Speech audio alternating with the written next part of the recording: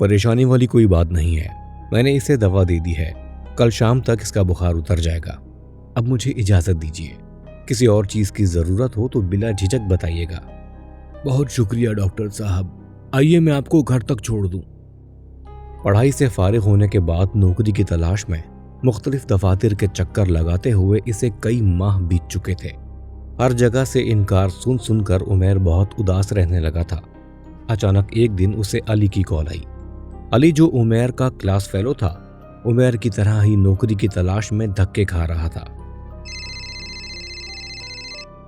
यार नौकरी का चक्कर तो चलता रहेगा, क्यों ना टूर पे चले। सर्दियां भी आ रही हैं और रश भी नहीं होगा। आइडिया अच्छा है, मैं तो तैयार हूँ। इस तरह इन दोनों ने नारान कागान जाने का प्लान बनाया और अपने 2 और दोस्तों को साथ चलने पर राजी कर लिया। नारान पहुंचने के बाद अगली सुबह वो पहाड़ों पर जाने के लिए तैयार थे और एक मकामी होटल में बैठकर आगे का प्लान बनाने लगे। इन्होंने अपने सफ़र को यादगार बनाने के लिए एक ऐसी वादी का इंतखाब किया जहां बहुत ही कम लोग गए थे। इनकी बातें सुनकर करीब खड़े एक वेटर ने इन्हें बताया, सर मेरी माँ ने तो इस वादी की कहानियाँ बस यूं समझ लें कि अच्छा नहीं होता जो हमने सुना है, बाकी आपका मर्जी है। लेकिन एडवेंचर के शौकीन इन नौजवानों ने वादी की पुरस्कार कहानियों के बावजूद वहां जाने का फैसला किया। शाम तकरीबन ढल चुकी थी, अंधेरा होने को था। अंधेरा होने वाला है, आगे मेरा गांव है, रात हम वहीं गुजारेंगे। कैंप लगाने की जगह है वहां पर। ठंड बहुत ज्यादा है, बर्फ भी बहुत गिर चुकी है, ऐसे में कैंपिंग करना मुनासिब नहीं होगा। रात को आप मेरे घर पे रुकेंगे, सुबह होते ही हम वहां से निकल जाएंगे। थोड़ी देर बाद ये लोग एक ऐसे गांव में पहुंचे जो मुकम्मल तौर पर वीरान था। ये गांव इतना वीरान क्यों है? गांव के लोग कहाँ हैं? सर्दियों में यहाँ जिंदगी नहीं रहती, लोग नीचे चले जाते हैं, बस ये जगह और कहानियां बाकी रह जाती हैं। फिर ये लोग गाइड के साथ उसके घर पहुंचे। खाने की तैयारी के साथ ये अपने बिस्तर सही करने लगे। बातों के दौरान गाइड ने इनसे कहा कि रात को कोई बाहर ना जाए, यहाँ खतरा हो सकता है। बाहर मौसम साफ है, खाना खाकर बाहर चलते हैं, जरा ठंडी हवा का मजा लेकर आते हैं। उमैर की बात सुनकर गाइड गुस्से से बोला, मैंने आपसे कहा है कि रात को बाहर नहीं जाना, यहाँ खतरा हो सकता है। कैसा खतरा? जंगली जानवरों का?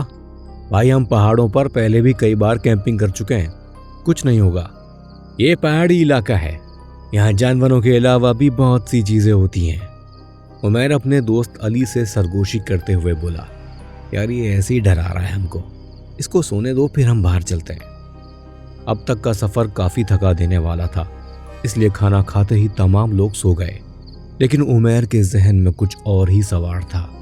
उसने कई कहानियों में पहाड़ों पर चांदनी रात के दिलकश नज़ारों के बारे में पढ़ा था और अब उसके पास ये मौका था कि वो खुद अपनी आंखों से इन हसीन नज़ारों को देखे।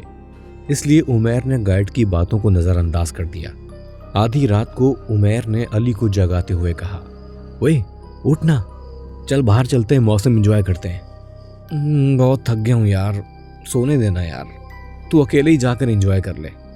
अच्छा मेरी बात सुन, दरवाज़ा खुला हुआ है, मैं अभी बाहर का चक्कर लगा के आता हूँ, ठीक है? हाँ ठीक है, जा तू जा।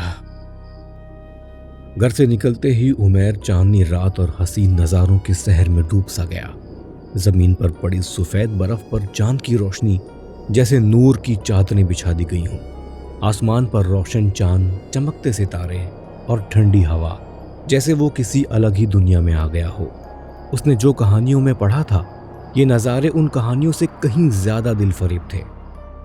उमैर को थोड़ी दूर एक टीला नजर आया जिस पर एक सूखा दरख्त था। इसने सोचा कि वहां से वादी का मंजर और भी दिलफरेब लगेगा। अभी वहां गए इसको थोड़ी ही देर गुजरी थी कि इसे किसी की चलने की आवाज़ आने लगी। उमैर को मालूम था कि अली उसके साथ ऐसे मजाक पहले भी कर चुका है और आज भी अली उसको डराने के लिए जानबूझकर उसके साथ नहीं आया। ये चलने की आवाज़ किसकी है? कोई गांव वाला है क्या? या शायद ये अली है, मुझे डराने के लिए छुपा हुआ है। अली सामने आजा बेटा, मैं ऐसे डरने वाला नहीं हूँ। अली उमैर, मेरे पास आओ, मेरे करीब आओ। उमैर, कौन है? उमैर ने पीछे मुड़कर देखा तो एक खूबसूरत सी दुल्हन उसे देखकर मुस्कुरा रही थी। वादी का खूबसूरत मंजर और एक हसीन जवान लड़की। उमैर तो जैसे किसी पुरस्कार शहर में डूबा जा रहा था कि यकायक उसके जहन में उस वेटर के अल्फाज गूंजे। बस यूं समझने के अच्छा नहीं होता जो हमने सुना है। ए, कौन हो तुम? इस वक्त यहाँ पर क्या कर रही हो? तुमसे मिलने आई थी। आओ, यहाँ आओ।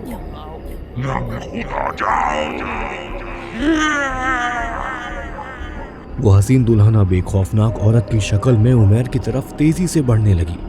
उमैर जो अब तक इस वादी के शहर में जकड़ा हुआ था, बदहवास होकर गाइड के घर की तरफ भागने लगा।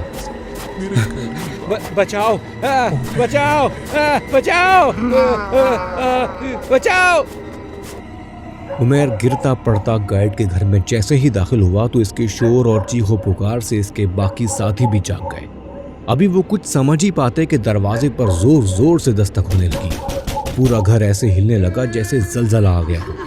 बाहर से हंसने और कभी किसी औरत की जोर जोर से रोने की आवाजें आने लगी। गाइड ने गुस्से से उमैर की तरफ देखकर कहा, मैंने तुम्हें मना भी किया था कि रात में बाहर नहीं जाना। तुम लोगों को समझ में क्यों नहीं आती? खैर, सब लोग जोर जोर से दुआएं पढ़ने लगे। ये सिलसिला आधे घंटे तक जारी रहा। इस खौफनाक वाकये के बाद किसी को नींद नहीं आई। सुबह हुई तो उमैर बुखार से तप रहा था, इसलिए सबने टूर कैंसिल करके अपने अपने घर लौटने का फैसला किया। अली जो उमैर का पुराना दोस्त था और उसी ने टूर भी प्लान किया था, उमैर को उसके घर तक छोड़ने आया। उमैर, तुम ठीक हो ना? देख यार, जो कुछ भी हुआ वो सब कुछ वहीं था, अब कुछ नहीं होगा। हाँ, मैं ठीक हूँ यार, बस मेरे जिस्म में दर्द है, सफ़र की थकान है। तुम घर जाकर सो जाना, 1-2 दिन में सफ़र की थकान उतर जाएगी। घर पहुंचने के बाद अली ने उमैर के वालिदैन को सारा वाकया बताया और फिर अपने घर को चल दिया। रात के 2 बज रहे थे और उमैर अब भी बुखार में तप रहा था। परेशानी वाली कोई बात नहीं है, मैंने इसे दवा दे दी है, कल शाम तक इसका बुखार उतर जाएगा। अब मुझे इजाज़त दीजिए, किसी और चीज़ की ज़रूरत हो तो बिला झिझक बताइएगा। बहुत शुक्रिया डॉक्टर साहब, आइए मैं आपको घर तक छोड़ दूं। क्यों ना टूर पे चले? मैं तो तैयार।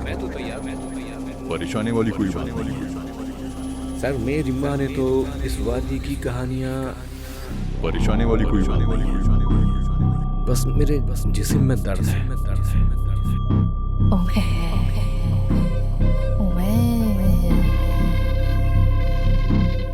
परेशानी वाली कोई बात नहीं।